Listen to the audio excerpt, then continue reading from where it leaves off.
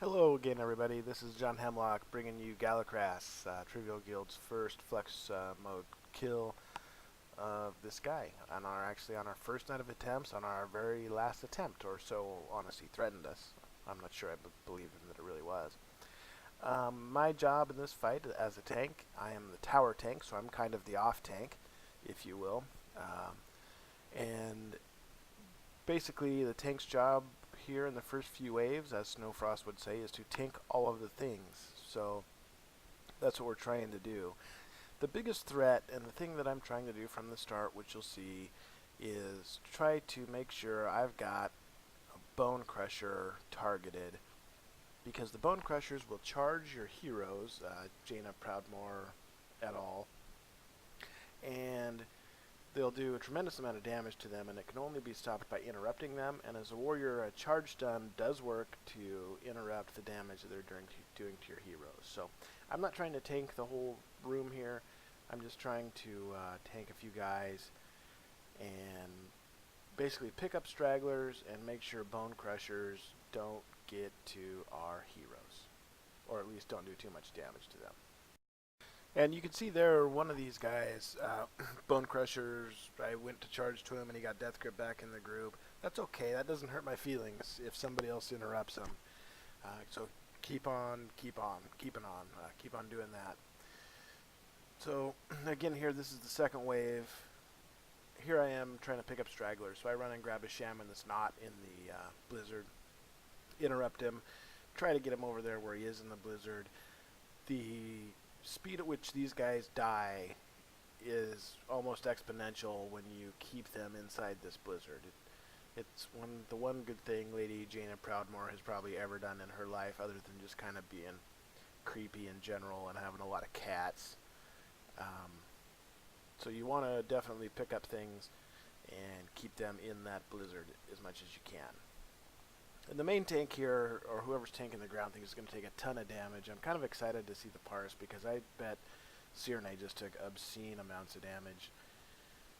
So at any rate, when the third wave comes out here, I'm going to let Cyrne pick up Korkra, the snake, or whatever his name is, and I'm going to kind of concentrate on these other Ebon whatchamacallits, just to kind of try to save her a little bit of damage if I can. She's doing a tremendous job here of grabbing the stuff. A bear is absolutely fantastic for picking this stuff up. With Swipe and Berserk, they do a ton of threat, snap threat, and they also do a ton of damage. So I would think it'd be perfect for a monk. If we had a raiding monk tank, this fight just screams for it. Stagger all that damage from all those mobs and do a ton of AoE. But at any rate, we're going into the south tower here. When you go in the tower, there's only one guy that's going to attack you. It's this grunt, so you want to pick him up, obviously.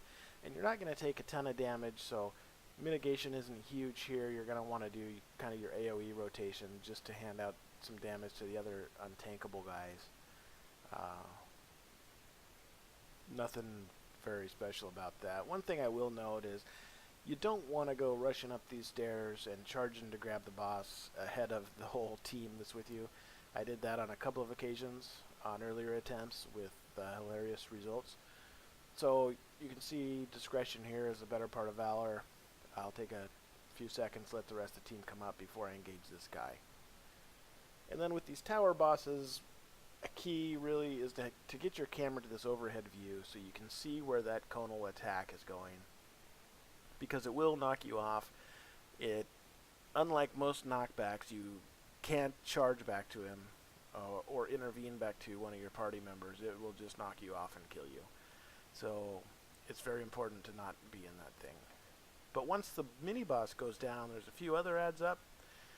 If you're a warrior, you can use your hacks here and target Skitch or somebody and intervene to him, or you can target a bad guy and charge to him and bail off of that tower and not take any damage. So that's yay warriors.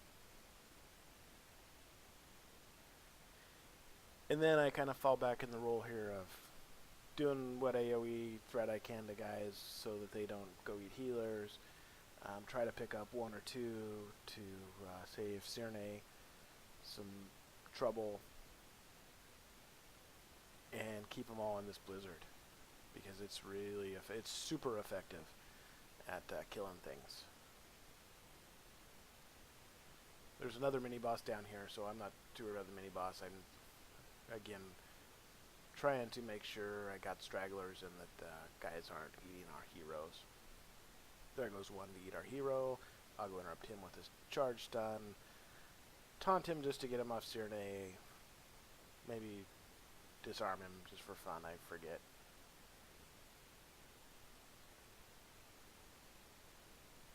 But this is pretty well handled by the raid. You can see everybody's still up. We've got a tower down. We're handling the ads. We're keeping the ads in the blizzard, which is just huge. It's hard to overstate that, how important it is to keep them in that blizzard. And the other thing that's hard to overstate is how important it is to kill that demolisher for the ground team. So now we're going to the north tower. It's just like the south tower when you're on the ground floor here. There's only one guy that's going to attack you. You may get a stun or two from the demolisher. You're going to just roll right into your AoE rotation, killing these guys, trying to take as little damage as possible so that you can get up top. And I will mention on this tower, and I don't know if it was just an oddity, but a couple of times I went up on this tower, this boss, this mini boss, does a ton of damage. And if you read, the description of what he does, he's supposed to shoot at random players, but he doesn't. He just shoots at the tank. And it hurts. He hits its 200k per shot with 1.5 or 2 second cooldown. And I actually called for a cooldown from Lucette here. I don't know what it was, pain suppression or guardian spirit, something, because this really, really hurts if you don't have a cooldown running. It was the biggest in my experience, and I obviously was the off tank and not dealing with all the ads like Cyrne was. It was the biggest unavoidable damage in the fight, was this guy right here. And you can actually see right here, after my cooldown wears off and he's almost dead, he really, really hurts me as I'm mitigating as best I can and using 2 cooldowns. I mean, it was, if our DPS had been a little less, it was really bad. Now, what you saw me do there, I've heard a rumor that there's a rope that you can click on and it'll take you to the bottom of the tower, and I tried it maybe 50 times and never did get it to work.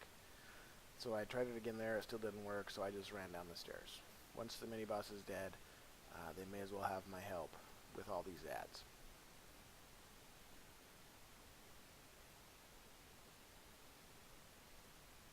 So now it's more of pick up a guy or two to try to help Cyrne mitigate some damage, throw in a disarm here and there, try to keep him in the blizzard, try to keep him off of our heroes.